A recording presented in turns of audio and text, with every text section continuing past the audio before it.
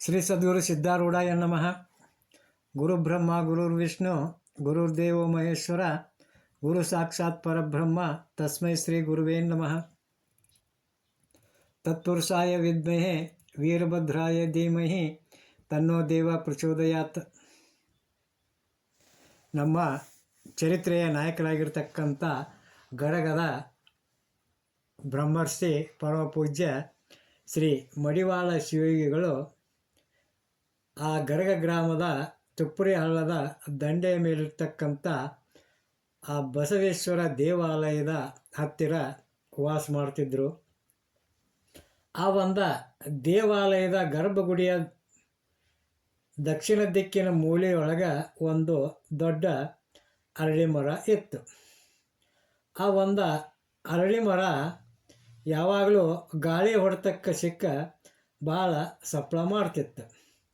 ಆ ಒಂದು ಗಿಡದ ಎಲೆಗಳ ಸಪ್ಪಳದಿಂದ ಆ ಮಡಿವಾಳಜ್ಜನಿಗೆ ಧ್ಯಾನಾದಿಗಳಿಗೆ ಮತ್ತು ವಿಶ್ರಾಂತಿ ಪಡೆಯೋದಕ್ಕೋಸ್ಕರ ನಿಗದಿಪಡಿಸಿರ್ತಕ್ಕಂಥ ಸಮಯದೊಳಗೆ ತೊಂದರೆ ಆಕ್ಕಿತ್ತು. ಆವಾಗ ಆ ಒಂದು ಗಿಡದ ಸಪ್ಪಳದ ತೊಂದರೆಯನ್ನು ಸಹಿಸಿಕೊಳ್ಳಲಾರದಂಥ ಮಡಿವಾಳ ಸ್ವಾಮಿಗಳು ಆ ಒಂದು ಬಸವೇಶ್ವರ ದೇವರ ಪೂಜೆಯನ್ನು ಮಾಡ್ತಕ್ಕಂಥ ಗರಗದ ವತನದಾರ ಗೌಡ್ರನಿಸಿರ್ತಕ್ಕಂಥ ಬಿಷ್ಟನ ಗೌಡರಿಗೆ ಕರೆದು ಹೇಳ್ತಾರೆ. ಏನು ಹೇಳ್ತಾರೆ ಅಂತಂದ್ರೆ, ಏ ಗೌಡ್ರ, ಆ ಒಂದು ಅರಳಿ ಗಿಡವನ್ನು ಆ ಮರವನ್ನು ಕಡಿಸ್ಬಿಡಪ್ಪ, ಅದರಿಂದ ನಮಗೆ ಭಾಳ ತೊಂದರೆ ಆಕತ್ತೈತಿ ಅಂತೇಳಿ ತಿಳ್ಕೊಂಡು ಹೇಳ್ತಾರೆ. ಆವಾಗ ಆ ಗೌಡಪ್ಪ, ಯಪ್ಪ, ಆ ದೇವರ ಗಿಡನ ಕಡಿಸೋದು ಹೆಂಗಪ್ಪ? ನಾನು ಒಂದು ವೇಳೆ ಆ ಗಿಡನ ಕಡಿಸೀನಿ ಅಂತಂದ್ರೆ ನಾಳೆ ಅದರಿಂದ ನನಗೇನಾದರೂ ತೊಂದರೆ ಆದ್ರೆ, ಧಕ್ಕೆ ತಗಲಿದ್ರೆ ಏನು ಮಾಡೋದು ಅಂತೇಳಿ ಉತ್ತರ ಕೊಡ್ತಾನೆ. ಆವಾಗ ಮಡಿವಾಳ ಶಿವಯೋಗಿಗಳು ಹೇಳ್ತಾರೆ, ಹಾಗಾದ್ರೆ ಬಿಡು ಮಗನ, ಪ್ರಸಂಗ ಬಂದಾಗ ನೀನೇ ನನ್ನ ಹತ್ರ ಬರ್ತಿ, ಆವಾಗ ನಿನಗೆ ಚೆನ್ನಾಗಿ ಬುದ್ಧಿ ಕಲಿಸ್ತೀನಿ ಅಂತೇಳಿ ಹೇಳಿ ಸುಮ್ಮನೆ ಅಕ್ಕ. ಮುಂದೆ ಕೆಲವು ದಿವಸದ ಮ್ಯಾಲ ಆ ಅರಳಿ ಮರದ ಒಂದು ಬೇರು ಆ ಬಸವಣ್ಣನ ಹಿಂಬದಿಯೊಳಗೆ ಮ್ಯಾಲಕ್ಕೆದ್ದ ಆ ಬಸವಣ್ಣನ ಮೂರ್ತಿಯ ಹಿಂಭಾಗದಲ್ಲಿ ಆ ಒಂದು ಬಸವ ಮೂರ್ತಿಯನ್ನು ಮೇಲಕ್ಕೆಬ್ಬಿಸಿ ಆ ಬಸವ ಮೂರ್ತಿ ಮುಖ ಕೆಳಗೆ ಮಾಡಿ ಹಿಂದಿನ ಭಾಗ ಮ್ಯಾಲ ಎದ್ದ ನಿಂದಿರ್ತೈತಿ. ಅಂಥ ಟೈಮ್ದೊಳಗೆ ಆ ಬಸವಣ್ಣ ಆ ಒಂದು ಪೂಜೆಯನ್ನು ಮಾಡ್ತಕ್ಕಂಥ ಗೌಡರ ಕನಸಿನೊಳಗೆ ಹೋಗಿ ಡುರ್ಕಿ ಹಾಕಿ ತನ್ನ ಒಂದು ಹಣೆಯಿಂದ ಗೌಡರನ್ನು ತಿವಿದಂಗೆ ಆಕ್ಕೈತಿ. ಆವಾಗ ಗೌಡರು ಗಾಬರಿಯಾಗಿ ಆ ಬಸವೇಶ್ವರ ದೇವಾಲಯಕ್ಕೆ ಬಂದ ಬಸವಣ್ಣನನ್ನು ಪೂಜಿಸಬೇಕಂತೇಳಿ ನೋಡ್ತಾರೆ. ಆವಾಗ ಆ ಬಸವಣ್ಣನ ಮೂರ್ತಿ ಕೆಲ ಕೆಳಗಾಗಿ ನಿತ್ತಂಥ ಒಂದು ದೃಶ್ಯವನ್ನು ಕಂಡ ಆ ಒಂದು ಗೌಡರು ತಡಬಡಿಸಿ ಆ ಮಡಿವಾಳೇಶನ ಹತ್ತಿರ ಬಂದ, ಅಪ್ಪ, ಆ ಅರಳಿ ಮರವನ್ನು ನಾ ಕಡಿಸಿಬಿಡ್ತೇನೆ, ಅದರ ಬೇರು ಬಸವಣ್ಣನ ಹಿಂಭಾಗದೊಳಗೆ ಭಾಳ ಎತ್ತರವರೆಗೆ ಬಂದೈತಿ ಅಂತೇಳಿ ಹೇಳಿದಾಗ ಮಡಿವಾಳ ಶಿವಯೋಗಿ ಹೇಳ್ತಾರೆ, ಹೋಗೋ ಮಗನ, ಈ ಒಳಗಾಗಿ ನಾ ಹೇಳಿದ್ರೆ ಅದು ದೇವ್ರ ಗಿಡ ಅಂತ ಹೇಳಿದಿ, ಈಗ ಹೆಂಗೆ ಬಂದು ನೋಡೋ ಮಗನ, ಆ ಅರಳಿ ಮರ ಬಸವಣ್ಣಗೆ ಬುದ್ಧಿ ಕಲಿಸ್ತಿ, ಬಸವಣ್ಣ ನಿನಗೆ ಬುದ್ಧಿ ಕಲಿಸಿದ, ಇನ್ಮೇಲೆ ಆ ಗಿಡ ಯಾಕೆ ಬಿಡ್ತಿ, ಹೋಗೋ ಕಳಿಸ್ ಹೋಗು ಅಂತೇಳಿ ತಿಳ್ಕೊಂಡು ಆ ಒಂದು ಮಡಿವಾಳ ಶಿವಯೋಗಿಗಳು ಗೌಡರನ್ನು ಉದ್ದೇಶಿಸಿ ಹೇಳಿದಾಗ ಆ ಗೌಡರು ಆ ಗಿಡವನ್ನು ಕಡಿಸಿ ಬಿಡ್ತಾರೆ. ಹಂಗೆ ಈ ಒಂದು ದೃಷ್ಟಾಂತದಿಂದ ಆ ಮಹಾತ್ಮರ ಮುಖದಿಂದ ಹೊರಟಂಥ ವಾಣಿಗಳು ಎಂದು ಸುಳ್ಳಾಗೋದಿಲ್ಲ ಅಂತಕ್ಕಂಥದ್ದು ನಮಗೆ ಇಲ್ಲೇ ಕಂಡು ಬರ್ತೈತಿ. ಹಿಂಗೆ ಆ ಒಂದು ಸಮಯದೊಳಗೆ ಆ ಗರ ಗ್ರಾಮದ ಸಮೀಪದಲ್ಲಿರ್ತಕ್ಕಂಥ ಕೊಟಬಾಗಿ ಅಂತಕ್ಕಂಥ ಒಂದು ಊರೊಳಗೆ ಸೀತಾರಾಮ ಅಂತಕ್ಕಂಥ ಒಬ್ಬ ಬಡವ ನೇಕಾರಿದ್ದ. ಅವನಿಗೆ ಮಕ್ಕಳಿರಲಿಲ್ಲ. ಗಂಡ ಹೆಂಡತಿ ಇಬ್ಬರ ಅವರು ಸಂಸಾರವನ್ನು ನೀಗಿಸ್ಕೊಂಡು ಹೊಕ್ಕಿದ್ರು. ಆದ್ರೆ ಆ ಸೀತಾರಾಮ ಮಡಿವಾಳಜ್ಜನ ಪರಮ ಭಕ್ತ ಆಗಿದ್ದ. ಅವ ಏನು ಮಾಡ್ತಿದ್ದ ಅಂತಂದ್ರೆ ಪ್ರತಿದಿನಾಲೂ ಕಿರಕ್ಸಾಲಿ ತಪ್ಪಲು ಪಲ್ಯ ಹಾಗೂ ಬೆಂಡೆಕಾಯಿಗಳನ್ನು ಕೊಟಬಾಗಿಯಿಂದ ನಡ್ಕೊತ ಬರುವಾಗ ಗರಗ ಗ್ರಾಮದ ಅಂಗಡಿ ಚೆನ್ನಪ್ಪನವರ ಒಂದು ತೋಟದ ಮೇಲೆ ಹಾದ ಬರ್ತಿದ್ದ. ಈ ಎಲ್ಲ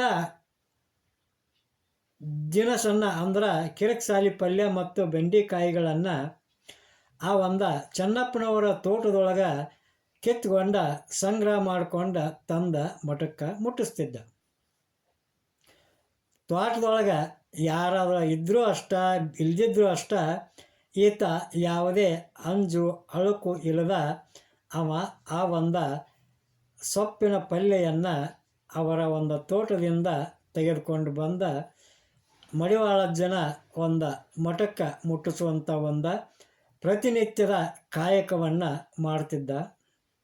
ಹೀಗಿದ್ದಾಗ ಒಂದು ದಿವಸ ರಾತ್ರಿ ದೊಡ್ಡ ಮಳೆ ಹೊಡೆದ ಹಳ್ಳ ಕಟ್ಟಿತು. ಆ ಒಂದು ಮಹಾಪೂರ ಬಂದ ನೀರು ಆ ಒಂದು ಹಳ್ಳದ ಒಡಲು ಬೆಟ್ಟ ಆಚೆ ಈಚೆ ಕೂಡ ಭೂಮಿಯೊಳಗೆ ಮ್ಯಾಲೆ ಬಂದ ಹರಿಯಾಕತ್ತಿತ್ತು. ಯಥಾ ಪ್ರಕಾರವಾಗಿ ಈ ಸೀತಾರಾಮ ತನ್ನ ಪ್ರತಿದಿನದ ಸೇವೆಗೆ ಕೊಟಬಾಗಿಯಿಂದ ಹೊರಟು ಬರ್ತಾನೆ. ಹಳ್ಳದವರೆಗೂ ಬಂದ ನೋಡ್ತಾನೆ. ಆ ಹಳ್ಳವನ್ನು ದಾಟೋದು ಅಸಾಧ್ಯ ಆಗಿಬಿಡ್ತೈತಿ. ಆವಾಗ ಆ ಒಂದು ಸೀತಾರಾಮ ತನ್ನ ಮನಸ್ಸಿನೊಳಗನ ವಿಚಾರ ಮಾಡ್ತಾನೋ. ಏನಂತ ವಿಚಾರ ಮಾಡ್ತಾನೋ ಅಂತಂದ್ರೆ, ಈ ಹಳ್ಳ ದಾಟಕ್ಕಾಗೋದಿಲ್ಲ ಅಂತೇಳಿ ತಿಳ್ಕೊಂಡ ನಾ ಹಿಂತಿರುಗಿ ಊರಿಗೆ ಹೋದ್ರೆ ಇವತ್ತಿನ ನನ್ನ ಸೇವಾ ಅನ್ನುವಂಥದ್ದು ತಪ್ತತಿ. ಎಂದೂ ಯಾವ ಕಾರಣಕ್ಕೂ ಯಾವ ಕಾಲಕ್ಕೂ ತಪ್ಪದೇ ಈ ಒಂದು ಸೇವೆಯನ್ನು ನಾನು ಮಾಡ್ಕೊತ ಬಂದೀನಿ. ಅದರಿಂದ ಇವತ್ತು ಈ ಹಳ್ಳ ನನಗೆ ಅಡ್ಡಗಟ್ಟೈತಿ. ಆದ್ರೇನು ಈ ಒಂದು ಸ್ವಾಮಿಯ ಒಂದು ಸೇವೆಯನ್ನು ನಾನು ಏನು ಕೈಕೊಂಡೇನಿ, ಈ ಸೇವೆಯ ಸಮಯದೊಳಗೆ ನಾನು ಹಸು ನೀಗಿದ್ರೆ ಅಥವಾ ನಾನು ಸತ್ತು ಹೋದರೂ ಕೂಡ ನನಗೆ ಜನ್ಮ ಸಾರ್ಥಕ ಆಕ್ಕತಿ. ಆದ್ರೆ ಆ ಪ್ರತಿದಿನದ ಸೇವೆಯನ್ನು ತಪ್ಪಿಸಿ ವಚನಭ್ರಷ್ಟನಾಗಿ ಬಾಳೋದಕ್ಕಿಂತ ನಾನು ನಡೆಸಿಕೊಂಡು ಬಂದಂಥ ಈ ಕಾಯಕದ ವಚನದಂತೆ ನಡೆದ್ರೆ ನನಗೆ ಕೀರ್ತಿನೂ ಬರ್ತೈತಿ, ನಾನು ಶ್ರೇಷ್ಠನು ಅಕ್ಕನಿ ಅಂತೇಳಿ ತಿಳ್ಕೊಂಡ ಧೈರ್ಯ ಮಾಡಿ ಆ ಸೀತಾರಾಮ ಏನು ಮಾಡ್ತಾನೋ ಅಂತಂದ್ರೆ, ಹುಟ್ಟಂಥ ದೋತರ ಗಂಡುಗಚ್ಚೆಯನ್ನು ಹಾಕಿ ಮೈ ಮೇಲೆ ತೊಟ್ಟಿರ್ತಕ್ಕಂಥ ಅರಿವೆಗಳನ್ನು ತೆಗೆದು ತಲೆಗೆ ಸುತ್ತುಕೊಂಡ ಸೆಳೆವಿದ್ದ ಜಾಗೆಯಿಂದ ಸ್ವಲ್ಪ ದೂರ ಹೋಗಿ ಒಮ್ಮಿಂದೊಮ್ಮೆಲೆ ಆ ನೀರೊಳಗೆ ಈಸು ಬಿದ್ದು ಬಿಡ್ತಾನೆ. ಆದ್ರೆ ಇವನಿಗೆ ಈಸಲಿಕ್ಕೂ ಬರ್ತಿರೋದಿಲ್ಲ. ಆವಾಗ ಸೆಳೆವಿಗೆ ಸಿಕ್ಕ ಹಂಗೆ ಮುಂದೆ ಹೋಗ್ತಾನ. ಏನೋ ಅವನ ದೈವವಶಾತ್ತ ಆ ಒಂದು ಆಚೆಯ ದಂಡಿಗಿದ್ದಂಥ ಒಂದು ಈಚಲದ ಗರಿ ಇವನ ಕೈಗೆ ಸಿಗ್ತೈತಿ. ಅದನ್ನು ಹಿಡ್ಕೊಂಡು ಅವನ ದಂಡಿ ಮೇಲೆ ಹತ್ತಿ ಬಂದ ಆ ಗಂಗಾ ಮಾತೆಗೆ ವಂದಿಸಿ ನೆಟ್ಟಿಗೆ ಆ ತೋಟಕ್ಕೆ ಹೋಗಿ ಬೆಂಡೆಕಾಯಿ ಕಿರಿಕ್ಸಾಲಿ ಪಲ್ಯ ತಗೊಂಡ ಮಠಕ್ಕೆ ಬರ್ತಾನೆ. ಆ ಮಠಕ್ಕೆ ಬಂದಂಥ ಸೀತಾರಾಮನನ್ನು ನೋಡಿದ ಸ್ವಾಮಿಗಳು, ಏ ಸೀತಾರಾಮ, ಎಲ್ಲಿಂದ ಬಂದ್ಯೋ, ಹೆಂಗೆ ಬಂದ್ಯೋ, ಹಳ್ಳ ಹೆಂಗೆ ದಾಟಿದ್ಯೋ, ನಿನಗೆ ಈಸಾಕ್ ಬರ್ತಿತ್ತೇನೋ ಅಂಥೇಳಿ ಪ್ರಶ್ನೆಗಳ ಮ್ಯಾಗ ಪ್ರಶ್ನೆಗಳನ್ನು ಕೇಳ್ತಾರೆ. ಆವಾಗ ಆ ಸೀತಾರಾಮ ಸ್ವಲ್ಪದರೊಳಗನ ಉತ್ತರ ಹೇಳ್ತಾನೆ. ಏನು ಹೇಳ್ತಾನೋ ಅಂತಂದ್ರೆ, ಅಪ್ಪಾಜಿ, ನನಗೆ ಈಸಾಕ್ ಬರೋದಿಲ್ಲ, ಹೆಂಗೆ ಬಂದ್ಯೋ ಏನೋ ನನಗೆ ಗೊತ್ತಿಲ್ಲ. ಹಳ್ಳದ ದಂಡಿ ಮೇಲೆ ನೀನು ನಿಂತಿದ್ದಿ, ಬಾರೋ ಬೇಗನೆ, ಹೆದರಬೇಡ, ನಾ ಇದ್ದೀನಿ ಬಾಯ್ ಅಂತೇಳಿ ನನ್ನ ಕೈ ಹಿಡಿದ ಜಗ್ಗಿದಿ, ನಾನು ದಾಟಿ ಬನ್ನಿ ಅಂತೇಳಿ ಅವ ಸುಮ್ಮನೆ ಹಾಗೆ ಬಿಡ್ತಾನೆ. ಮುಂದೆ ಆ ಒಂದು ತುಂಬಿ ಹರಿತಕ್ಕಂಥ ಹಳ್ಳ 3 ದಿನ ಆದ್ರೂ ಇಳಿಲೇ ಇಲ್ಲ, ನೀರು ಕಡಿಮೆನ ಆಗಲಿಲ್ಲ. ಹೀಗಾಗಿ ಆ ಸೀತಾರಾಮ ಮಠದಲ್ಲಿಯೇ ಉಳಿತಾನೆ. ಆವಾಗ ಆ ಕೊಟಬಾಗಿ ಊರಿನ ಜನ ಹಳ್ಳ ನೋಡಕ್ಕೆ ಬಂದ ಅವರು ಈ ಸೀತಾರಾಮ ಹಳ್ಳದಾಗ ಬಿದ್ದ ಸತ್ತಿರಬೇಕು ಅಂತೇಳಿ ತಿಳ್ಕೊಂಡ ಆತನ ಮನೆಯೊಳಗೆ ಹೋಗಿ ತಿಳಿಸ್ತಾರೆ. ಆವಾಗ ಅಲ್ಲಿ ಏನು ನಡೀತೈತಿ ಅಂತಂದ್ರೆ, ಈ ಸೀತಾರಾಮ ಗರಗದಿಂದ ಹೊಳ್ಳಿ ಕೊಟವಾಗಿ ಬರುವಷ್ಟರೊಳಗನ ಅವನ ದಿನಕರ್ಮವನ್ನು ಮಾಡುವ ಸಲುವಾಗಿ ಆ ಮನೆಯವರು ತಯಾರು ಮಾಡಕತ್ತಿದ್ರು.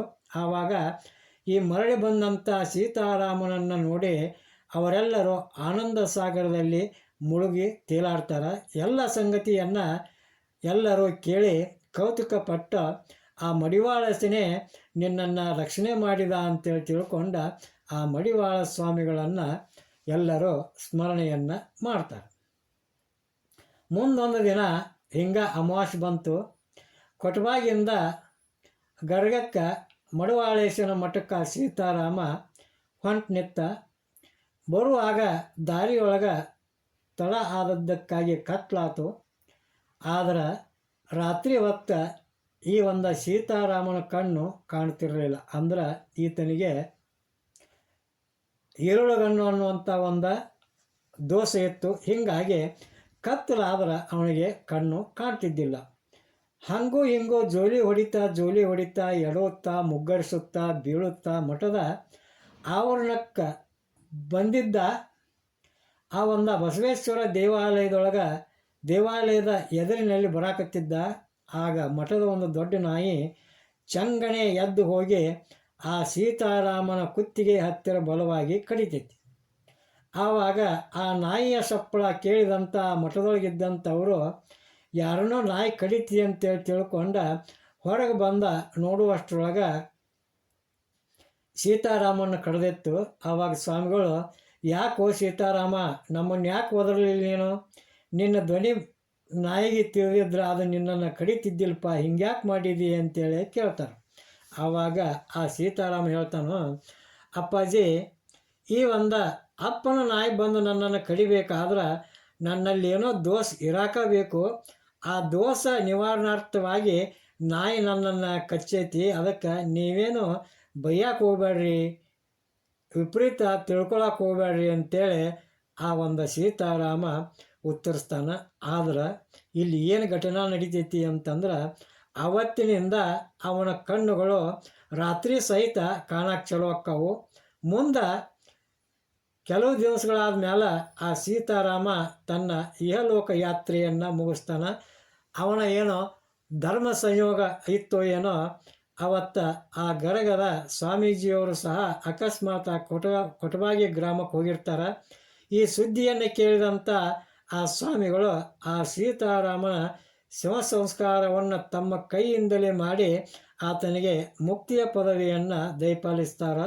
ಇಂಥ ಒಂದು ಪುಣ್ಯ ಎಲ್ಲರಿಗೂ ಹೆಂಗೆ ಸಿಗ್ತೈತಿ ಅಂತೇಳಿ ನಾವು ವಿಚಾರ ಮಾಡಿದಾಗ ನಾವು ಕೂಡ ಆ ಒಂದು ಸೀತಾರಾಮನಂತೆ ನಿಷ್ಠೆಯಿಂದ ದನಕನಕಾದಿಗಳನ್ನು ಕೊಡುವುದನ್ನು ಬಿಟ್ಟ ನಮ್ಮ ತನುಮನದಿಂದ ನಿಷ್ಠೆಯಿಂದ ನಾವು ಆ ಸದ್ಗುರುವಿನ ಸೇವೆಯನ್ನು ಮನಮುಟ್ಟಿ ಮಾಡಿದ್ದಾದ್ರೆ ನಮಗೂ ಕೂಡ ಇಂಥ ಒಂದು ಸದ್ಗುರುವಿನ ಆಶ್ರಯ ದೊರೀತೈತಿ ಅಂತ ಹೇಳುವಲ್ಲಿಗೆ ಇವತ್ತಿನ ಒಂದು ಈ ಸದ್ಗುರುವಿನ ಪವಾಡದ ಚರಿತ್ರೆಯನ್ನು ಮುಕ್ತಾಯಗೊಳಿಸೋಣಂತ. ಜೈ ಮಂಗಳಂ, ಜೈ ನಮಃ ಪಾರ್ವತೀಪತಿ ಶಿವ ಹರ ಹರ ಮಹಾದೇವ. ಶ್ರೀ ಸದ್ಗುರು ಸಿದ್ಧಾರೂಢಾಯ ನಮಃ. ಶ್ರೀಮನ್ ನಿಜನ್ ಶಿವಯೋಗಿ ಮಹಾರಾಜ್ ಕಿ ಜೈ.